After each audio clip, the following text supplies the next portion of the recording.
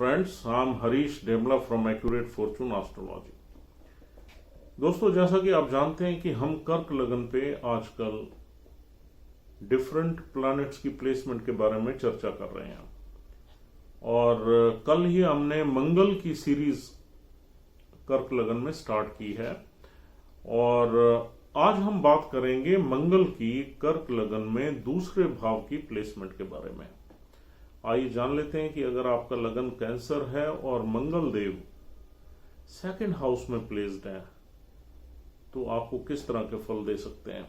देखिए दोस्तों, मंगल जो है कर्क लगन में एक बहुत ही ऑस्पिशियस प्लैनेट है। 5th हाउस का लॉर्ड है, ट्राइन हाउस का लॉर्ड है और एक केंद्र का लॉर्ड है जो कर्म भाव है, 10वां घर है। ये दोनों ही हाउस बहुत ही इंपॉर्टेंट किसी भी इंसान की लाइफ में होते हैं। हमारा कैरियर और 5वें घर से तो बहुत चीजें मिलती हैं और 5वें घर को प्राइमरीली संतान भाव कहा जाता है और 10वें घर को कर्म भाव कहा जाता है। अब इन दोनों ही घरों का स्वामी सेकंड हाउस में आ गया। सेकंड हाउस का संबंध है हमारी फैमिली से, वेल्थ से, स्पीकिंग पैटर्न से, फूड हैबिट से और हमारे फेस से, बेसिकली हमारी अपीयरेंस है। तो अब देखिए यहां पर मंगल देव आ गया। देखिए अगर ये मंगल बहुत ही अच्छी डिग्निटी में हो तो ये it is equivalent to wealth yoga, it is equivalent to Raj yoga, because ट्राइन और केंद्र के घर का स्वामी अगर वेल्थ के घर में आ जाए तो बहुत बड़ा वेल्थ योग बनाता है। लेकिन ये मंगल फ्री ऑफ एफ्लिक्शन होना चाहिए, इसके साथ किसी गलत ग्रह की कंजंक्शन नहीं होनी चाहिए या उसकी दृष्टि नहीं होनी चाहिए, तो ये बहुत बड़ा योग बना देगा।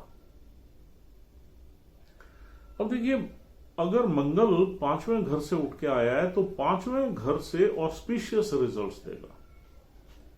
10वें घर से उठ के आया है तो कर्म भाव का ऑस्पिशियस रिजल्ट्स देगा, यानी कि कर्म से वेल्थ का एक्यूमुलेशन, यानी कि आपके प्रोफेशन से वेल्थ को एक्यूमुलेट करवा देगा, बड़े लोगों से आपके कनेक्शंस करवा देगा, पावरफुल लोगों के कनेक्शंस करवा देगा और आपके कर्म में यानी कि आपके व्यवसाय में आप काफी एम्बिशियस रहोगे, टारगेट ओरिएंटेड रहोगे, टास्क ओरिएंटेड रहोगे, एक्शन ओरिएंटेड रहोगे और आप किसी से डरोगे नहीं। लेकिन ये मंगल अच्छा होना चाहिए, ये थोड़ा सा ध्यान रहे यहां पर, क्योंकि मंगल एफ्लिक्ट हो गया तो फिर ये इन चीजों में बड़ी डेफिशिएंसी आ जाती है। आदमी डेयरिंग होता है, एम्बिशियस होता है, एडवेंचरस होता है और सीधा कर्म का स्वामी जब धन भाव में बैठ जाता है तो धन बहुत बना लेता है और धन में भी प्रॉपर्टीज, लैंडेड प्रॉपर्टीज, क्योंकि मंगल तो भूमि का पुत्र ही है, भूमि कारक ही है। हालांकि वायुपुत्र कहा जाता है लेकिन भूमि का भी कुछ पुत्र इसे कह देते हैं क्योंकि भूमि कारक है मंगल। और मंगल अगर अच्छा बैठा हुआ है तो इंसान की लाइफ में प्रॉपर्टी से रिलेटेड बड़ी ब्लेसिंग्स रहती है, यानी कि फैमिली का घर है, फैमिली से भी उसको प्रॉपर्टी की ब्लेसिंग्स रहेगी और खुद भी प्रॉपर्टीज बनाएगा। दूसरा, मंगल 5वें घर से आ रहा है। अब 5वां घर है संतान भाव, तो यहां पर इंसान को संतान से ब्लेस करेगा ही करेगा। फिर मंगल की दृष्टि भी है संतान भाव पे, चौथी दृष्टि, संतान का योग बनाएगा, पुत्र का योग बनाएगा। पर्टिकुलरली अगर मंगल माघा या उत्तर फाल्गुनी नक्षत्र में तो पुत्र का योग बना देगा। यहां पर मंगल अगर अफ्लिक्टेड है तो एक आधा एबॉर्शन वगैरह के भी चांसेस बन जाते हैं, अगर अफ्लिक्टेड है तो, नहीं तो ये बहुत अच्छा योग है। संतान हमारी फैमिली से जुड़ी हुई रहेगी और हम भी अपने फैमिली की वेल्थ को या एसेट्स को या वैल्यूज को, ट्रेडिशनल वैल्यूज को प्रोटेक्ट करेंगे, क्योंकि अब देखिए मंगल है, मंगल क्या है, सेनापति है।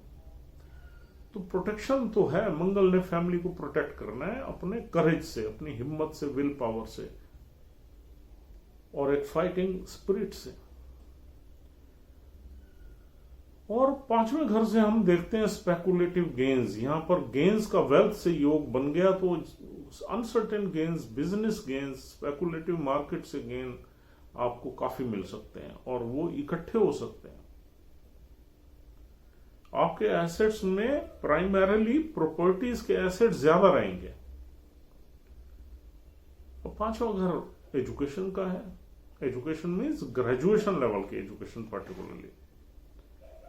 तो एजुकेशन में यहां मंगल देव ब्लेस करेंगे, आपको एम्बिशियस बनाएंगे। टेक्निकल एजुकेशन में आप ग्रेजुएशन करेंगे, इंजीनियरिंग वगैरह में। 5वें घर में कोई प्लैनेट पड़ा हो तो उसका भी इंपैक्ट आता है, लेकिन हम सिर्फ अभी मंगल की बात कर रहे हैं। और मंगल हमारी बुद्धि का कारक है। अब देखिए, मंगल का बुद्धि से कोई बहुत ज्यादा लेना देना है नहीं। मंगल एक्शन ओरिएंटेड है, टास्क ओरिएंटेड है, एम्बिशियस है, एडवेंचरस है, रिस्क टेकिंग है, ब्लड का कारक है, गर्म खून है। तो यहां पर आदमी एवरेज ब्रेन के साथ भी एक्शन लेने में बहुत फास्ट होगा। और ये 5वां घर हमारी लव लाइफ का है।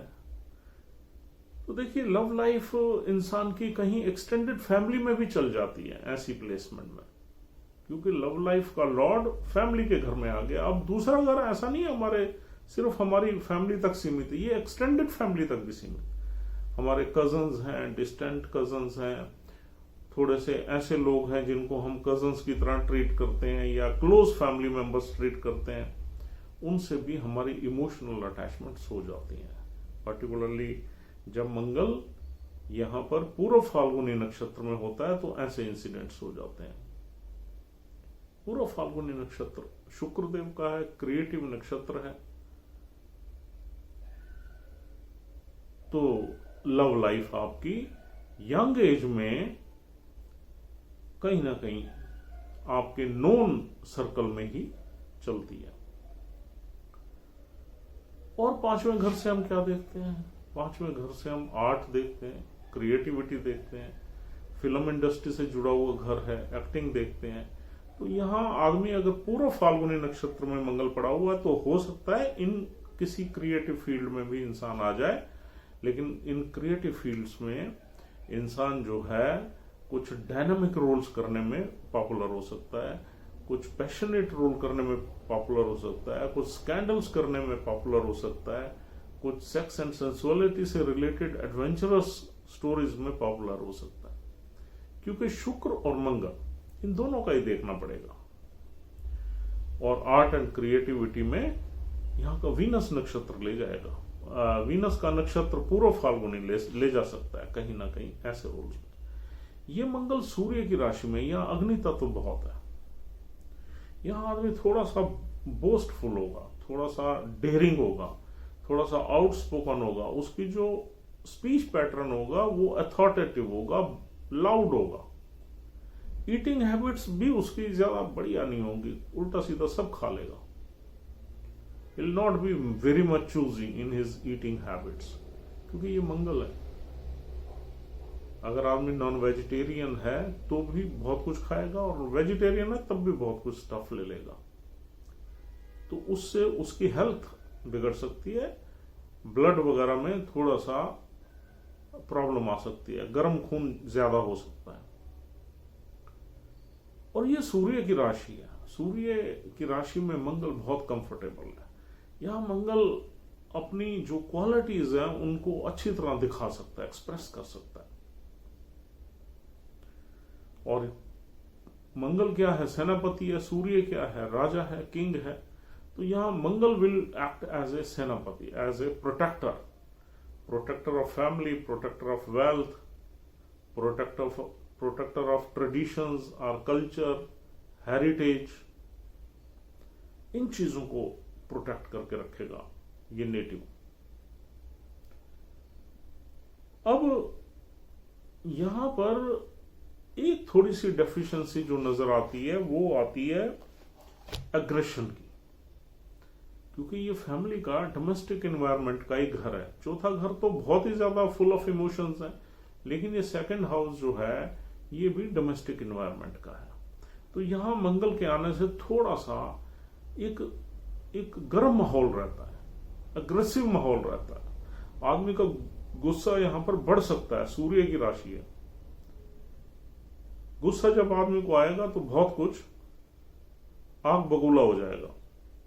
फैमिली में कुछ गर्म माहौल रहेगा, कोई भी आदमी जो है नेटिव जो है तेज बात करेगा, डिक्टेटिंग वे में बात करेगा, और अगर उसको कुछ कह दो उसकी विश या विल के अगेंस्ट आप काम करो तो एग्रेसिव भी हो जाएगा, गुस्सा बहुत बढ़ जाएगा उसका। ये एक डेफिशिएंसी है। तो लड़ाई झगड़े का माहौल भी यहां पर बन जाता है मंगल के बैठने से। और एक हमेशा एक्शन रहता है घर में, क्योंकि मंगल जहां रहता है ना वहां पर हलचल रहती है, एक्शन रहता है, वहां पर पीस की थोड़ी कमी रहती है। तो एक्शन रहता है, कभी कुछ हो रहा है, कभी कुछ हो रहा है, कभी कोई आ रहा है, कभी जा रहा है, कभी घर में थोड़ा माहौल स्पोर्ट्स का है, कोई क्रिकेट का मैच चल रहा है उसको देख रहे हैं, फैमिली मेंबर्स एक दूसरे से जोर जोर से बातें कर रहे हैं, या फिर घर में ही बैठे बैठे बिजनेस की बातें हो रही हैं, क्योंकि कर्म भाव का भी लॉर्ड है मंगल। वहीं से टेलीफोन चल रहे हैं, वहीं से ही लाउड वॉइस चल रही है, एक दूसरे की बातों में थोड़ा इंटरफेरेंस चल रहा है। लैक ऑफ पीस जिसको हम बोलते हैं, उस तरह का एनवायरनमेंट रहता है। मंगल जो है ना फायरी एनर्जी है, बहुत ही एक्टिव एनर्जी है। तो यहां इसका फैमिली एनवायरनमेंट में कभी कभी हमें ऐसा लगता है यार ये क्या हो रहा है, शांति नहीं है। और दूसरी चीज ये है कि यहां पर आदमी की ईटिंग हैबिट्स जो है वो उसको कहीं ना कहीं बीमारी भी दे देती है। सेकंड हाउस वैसे ही मारक हाउस होता है, आपको मालूम ही है। तो यहां पर मंगल उल्टी सीधी ईटिंग हैबिट से इंसान की खून में थोड़ी बहुत खराबी कर सकता है। अब सबसे इंपॉर्टेंट बात जो मैं बताने जा रहा हूं वो ये है कि ऑल्दो ये एक बहुत बड़ा वेल्थ योग है, राजयोग है, इसमें आदमी करोड़ों रुपया इकट्ठा कर सकता है। और ये 30-31 साल बाद इंसान को भाग्य लगता है। यहां पर इनिशियल ईयर्स में इंसान को अपना एम्बिशन ही नहीं मिलता, लेकिन 30-31 साल बाद जब मंगल की मैच्योरिटी हो जाती है तो इंसान फिर एक बहुत ही बड़े डिटर्मिनेशन के साथ आगे बढ़ता है और किसी न किसी फील्ड में सक्सेस की तरफ बढ़ता है, क्योंकि उसमें एक्शन लेने की हिम्मत तो पूरी है यहां पर। तो आदमी आगे बढ़ और बहुत रिचनेस को यानी कि अचीव करता है, वेल्दी बन जाता है इंसान। वेल्थ का घर है और योग कारक प्लैनेट है। ट्राइन और केंद्र के हाउस का मालिक जब वेल्थ के घर में आ जाए तो ये बहुत बड़ा राजयोग के समान ही है। लेकिन ये मंगल, मैं बार बार कह रहा हूं, एफ्लिक्शन नहीं होनी चाहिए इसमें। अब एफ्लिक्शन कैसे होगी? इसके साथ राहु या केतु बैठ गया तो ये सवा सत्यानाश हो गया। जब केतु बैठता है तो राहु की दृष्टि भी मंगल को खराब करती है और केतु का साथ खराब करता है। और जब राहु साथ बैठ जाए तो केतु की दृष्टि खराब करती है, राहु का साथ। राहु और केतु की कंजंक्शन या आस्पेक्ट भी मंगल को डैमेज कर देता है। तो मंगल का सिग्निफिकेंस पूरी तरह इंपैक्ट हो जाता है। प्रॉपर्टी में बर्बादियां हो जाती हैं। फायर एलिमेंट केतु बहुत बढ़ा देता है। घर में कलह क्लेश हो जाते हैं, फैमिली एनवायरनमेंट बिगड़ जाता है और फैमिली का साथ छूट जाता है, पैसों में नुकसान हो जाता है, एक्यूमुलेटेड वेल्थ का लॉस हो जाता है। ये तब होता है जब मंगल के साथ केतु बैठ जाए या मंगल के साथ राहु बैठ जाए। राहु के केस में तो फिर भी कुछ बचाव है, आदमी पहले पैसा बनाता है फिर खराब होता है। केतु तो बनने ही नहीं देता, केतु तो और ज्यादा प्रॉब्लम पैदा कर देता है। तो इसलिए इन दोनों से अगर मंगल बचा हुआ है तब ये फल मिलेंगे जो हमने बताया। और सैटर्न की कंजंक्शन भी मंगल के साथ तब खराब है जब वो बहुत ही क्लोज बैठा हो। अगर सैटर्न थोड़ा डिस्टेंस पे है, 15-20 डिग्री दूर बैठा हुआ है, तो बचाव है। इंसान कंस्ट्रक्शन एक्टिविटी या बिल्डर्स के काम में आ जाता है और आगे बढ़ जाता है, काफी पैसा कमाता है। तो कहने का मतलब ये है कि सैटर्न का बैठना भी बहुत अच्छा नहीं माना जाता। पता नहीं किस तरीके से बैठा है, किस नक्षत्र में बैठा है, और पता नहीं ब्लेस करेगा उसको बिजनेस में या नहीं करेगा, यू डोंट नो। बट मंगल अगर अकेला है, शनि राहु केतु की दृष्टि नहीं है, तो यहां मंगल सारे बहुत ऑस्पिशियस रिजल्ट्स देगा। दूसरा देखो, बुध जो है मंगल का दुश्मन है, सूर्य का मित्र है। अगर बुध मंगल के साथ बैठ जाए तो उसमें मंगल की जो इनहेरेंट क्वालिटीज होती हैं एक्शन लेने की, उसमें कमी आ जाती है। क्योंकि बुध हमारा ब्रेन है, ब्रेन। जहां मंगल एक्शन लेने को बिल्कुल तैयार होगा, वहां उसका ब्रेन बीच में आ जाएगा और वो प्रो एंड कॉन्स के सोचने के चक्कर में एक्शन नहीं ले पाएगा, वो चीजों में फंस जाएगा। यार अगर मैंने ये कर दिया तो ये हो जाएगा, ये हो गया तो लिटिगेशन वगैरह हो सकता है, ये पार्टी मुझे ऐसे कर देगी, वहां से मुझे नोटिस आ जाएगा, या मेरा यानी कि कुछ भी हो जाएगा। कुछ उसका ब्रेन जो है उसे मंगल की जो क्वालिटीज हैं, जो बेसिक क्वालिटीज हैं, जिनकी वजह से मंगल को बहुत ही दिलेर माना जाता है, बहादुर माना जाता है, एक्शन ओरिएंटेड माना जाता है, या गर्म खून का कारक वहां अगर बुध आ गया तो बुध उसे वीक कर देता है। तो बुध का साथ बैठना भी बहुत ऑस्पिशियस नहीं है। हालांकि बुध का साथ बैठना उतनी बुरा नहीं है जितनी बुरा राहु और केतु का साथ बैठना है। तो दोस्तों, अगर इन प्लैनेट से बचा हुआ है मंगल, तो आपको बहुत अच्छे रिजल्ट्स देगा। फिर इसमें एक चीज जो हमेशा मैं कहता हूं, ये किस नक्षत्र में बैठा है, और उस नक्षत्र का लॉर्ड जिस तरीके से बैठा है उस तरीके से रिजल्ट्स देगा ये आपको। देखिए, 50% आपको क्रेडिट मिल गया, मंगल की ये प्लेसमेंट ने राजयोग दे दिया। 50% आप देखिए कि इसमें कोई कंजंक्शन नहीं है, एस्पेक्ट नहीं है, और जिस नक्षत्र में बैठा हुआ है उस नक्षत्र का लॉर्ड कहां है। पहला नक्षत्र है मघा, जो 0 से 13.2 डिग्री तक चलेगा। मघा नक्षत्र बहुत रीगल और रॉयल नक्षत्र है, केतु देव का है, बट ये मटीरियलिस्टिक नक्षत्र है केतु का। यहां एक शेर जो है एक सिंहासन पे बैठा हुआ है। मघा नक्षत्र की देखिए आप सिंबल जो है, तो इसकी एनर्जी जो है ना, लियो की एनर्जी से मिलती जुलती है बिल्कुल। लियो भी एक बहुत रॉयल और रीगल साइन है, और फैमिली के घर में लियो साइन है, यानी कि फैमिली भी ऐसे लोगों की, कैंसर असेंडेंट के लोगों की बड़ी रीगल होती है, रॉयल होती है। फिर जो उसमें माघा नक्षत्र है वो भी इसी तरह। माघा नक्षत्र में अगर यहां पर मंगल बैठा हुआ है तो ये इंसान जिंदगी में बहुत बड़ा एम लेके चलेगा और उसको अचीव भी करेगा, क्योंकि इंसान में वही एनर्जीज आ जाती हैं, वही थॉट प्रोसेस आ जाता है, और वही शेड्स आ जाती हैं जिस नक्षत्र में मंगल बैठा है।